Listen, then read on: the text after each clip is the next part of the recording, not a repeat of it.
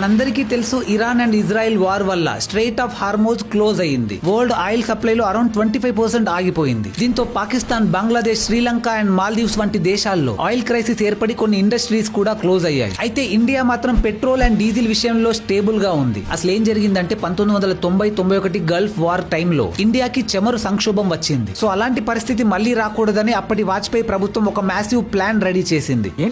అదే strategic petroleum reserves. Visakhapatnam, Mangaluru and Padur మొత్తం 3 చోట్ల టోటల్ గా 5.3 million metric tons underground rock caverns నిర్మించారు. ఇవి సర్ఫేస్ నుంచి 100 మీటర్స్ డీప్ లో ఉంటాయి. మిసైల్స్ అటాక్స్ కూడా వీటిని డిస్ట్రాయ్ చేయలేవు. అయితే రియల్ మాస్టర్ స్ట్రోక్ ఏంటంటే కోవిడ్ టైంలో ఆయిల్ ప్రైజెస్ బ్యారియర్ కి $19 కి క్రాష్ అయినప్పుడు ఇండియా ఈ రిజర్వ్స్ మొత్తం నింపేసింది. ఓవరాల్ గా ఇప్పుడు ఇండియాలో SPR plus oil company storage మొత్తం కలిపి అరౌండ్ 74 డేస్ ఆయిల్ రిజర్వ్స్ ఉన్నాయి. ఇండియా 40+ కంట్రీస్ నుంచి ఇంపోర్ట్ డైవర్సిఫై చేసింది. రష్యా నుంచి డిస్కౌంటెడ్ ప్రైస్ లో క్రూడ్ ఆయిల్ కొంటూ టోటల్ ఇంపోర్ట్స్ లో 1/3 ఇంపోర్ట్స్ రష్యా నుంచే కవర్ చేస్తుంది. కానీ ఇండియాకి ఎల్పీజీ మాత్రం ఛాలెంజింగ్ గా మారింది. ఎందుకంటే ఇండియా ఎల్పీజీలో 60% ఇంపోర్ట్ చేసుకుంటుంది. అందులో 90% ఈ స్ట్రెయిట్ ఆఫ్ హార్మోజ్ నుంచే వస్తుంది. దీంతో కమర్షియల్ ఎల్పీజీ సప్లై కి రిస్ట్రిక్షన్స్ విధిస్తూ హౌస్ హోల్డ్ యూజ్ కి ప్రియారిటీ పెంచారు. అంతేకాదు ఈ ఎల్పీజీ క్రైసిస్ ని అధిగమించేందుకు పీఎం మోడీ గారు ఇరాన్ ప్రెసిడెంట్ తో మాట్లాడారు. దీంతో ఇరాన్ 2 ఇండియన్ షిప్స్ కి స్పెషల్ ప్యాసేజ్ ఇచ్చింది. మార్చ్ 14న శివాలిక్ అండ్ నందాదేవి అనే 2 ఎల్పీజీ షిప్స్ 92,700 టన్స్ ఆఫ్ ఎల్పీజీతో హార్మోజ్ దాటాయి. ఇప్పుడున్న పరిస్థితుల్లో నైబర్ కంట్రీస్ స్ట్రగుల్ చేస్తుంటే